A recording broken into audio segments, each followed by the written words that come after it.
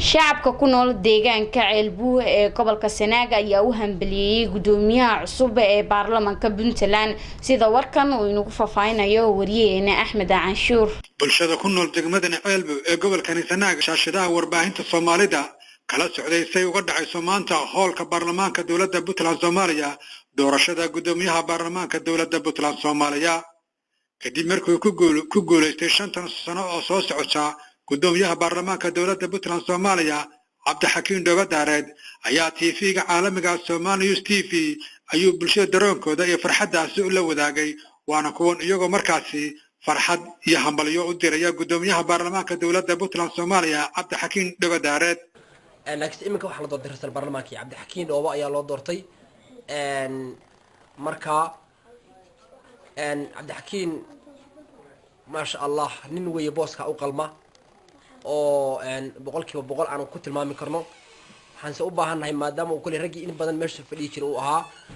inuu maanta uu ka uga faa'iideeyay ra'iisul baarlamaannimadiisa ummadda reer Puntland oo uu gaarsiiyo meel la yaqaano Puntland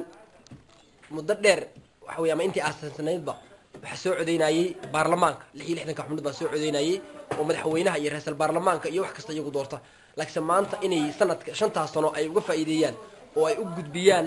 codka shacabka la gaarsiiyo baan insha Allah taala ka rajaynayna oo aan ma garanaysaay sanad walba aan halka sanado badan halkeeda ay Puntland sii fadhiyi doonin madaxweynaha khayr qabaan insha Allah Ilaahay noo soo saaro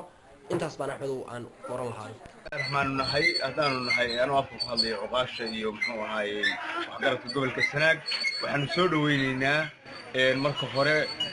بوتلان يا صوماليا بقى وحلنا هاي همبليو رئيس البرلمان كمان طلع دورتي عبد الحكيم أحمد دارد أدبان أسود ويننا رئيس البرلمان كقدوميها golaha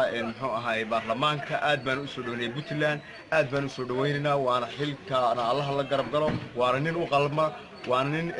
هاي كفلا برلمان كمان طلع دورتي loo doortay maamul goboleedka Puntland alxamdulillah maanta hadii naloo doortay Cabdixakiin Xaaji Maxamed Dhoobadaareed oo ahaa haliyay gobolka u dhashay aan isleeyahay federaal iyo Puntland labadaba wuu xiri karaa waxaan aaminsanahay in uu ka soo bixi karo arintan hadda ka hor uu dhowr jeer uu maxaan ku raadaayo ku dhawaaday inuu xilka qabto alxamdulillah ninkii sabraba sidkii helaba Soomaalidu ku maamahda Cabdixakiin waxaan leeyahay abti ku soo dhawow xilka lagu doortay magacaygu waa Cali Maxamed Cali ana ku hadlaya afka dhalinyarada iyo aqoonyahanka gobolka Sanaag furay magaalada Ceelbuur waxaan aad ugu hambalyeynaa Cabdixakiin Dhoobo runtii waa nin aqoonyahana وأنا أصليها وحكوك بدلك نظامك هو بنتلاند سوي شقين سي بنتلاند عصب أيام بنتيننا إن شاء الله إنه جود هان قبل وحقبته إنه ودوني في هوله كسر سناك بري هالكيسي وكلاسي كان قاضو أو سيدر درجلية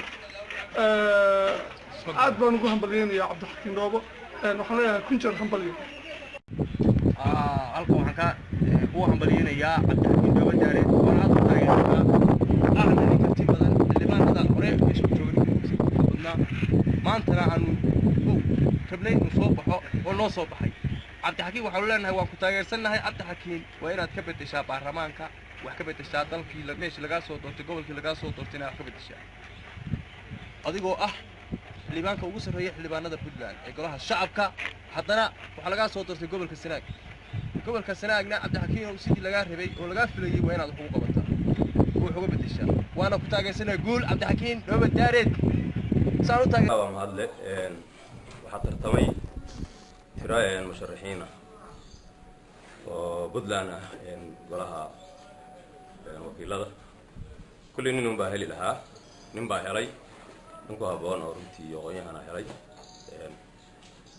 inta hadayna waa in la mid ah oo wuxuu meel ka geeyay maaha aad baan ugu hambaliyeynayaa ra'iisul baarlamaanka maanta la doortay hambaliyaan leeyahay soo dhow waayahay gudoomiyihii baarlamaanka way dhamaatay hadda ku xigeenadu baharay iyaguna sida la filayo waa dhamaan doonaan bal tan soo socota maxaa laga filan karaa جورتي أحان أما كان لا يرى أحان بركات رأيك عبرت إن شاء الله خير بان كفيلان كرا habsami bay hadda wax ku socdaan si wanaagsan waxaan jecel lahay oo dadku jecel yahay marka la sheekaysto magacaygu waa Xakiin Maxamed runtii doorashadii maanta ee ka dhacday Puntland waxay ahayd doorasho taariikhi ah runtii la oran karo waxay ahayd doorasho ku deesho mudan si ay u dhacday si xor iyo xalaal ah u dhacday oo la wada arkayay guddiga doorashada aad bay ugu mahadsan yihiin cid kastoo ka soo shaqeysay inay doorashadu qaabkaas u dhacdo midda labaad waxa weeye waxaan hambalyo halka uga dirayaa gudoomiyaha cusub ee loo doortay baarlamaanka Puntland Cabdixakiin Xaaji Maxamed Dhooba Daareed runtii ay xildhibaan hore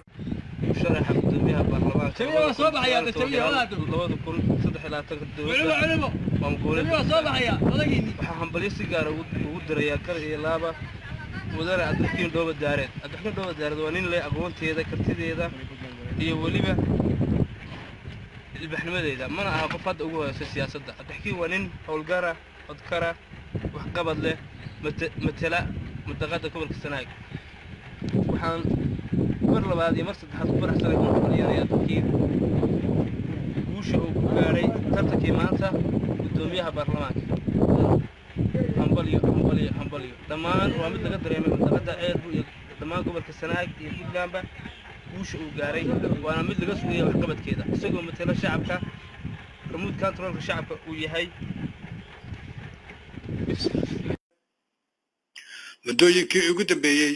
ayaa dhulka lagu qaxweeyo iyo waliba dhulka fadhi ku dirka ayaa bulshadu waxay ku falanqeynaysay doorashada baarlamaanka cidda ku guuleysan doonta iyo waliba tan madaxweynaha oo haatan maalmo yari ay ka hadheen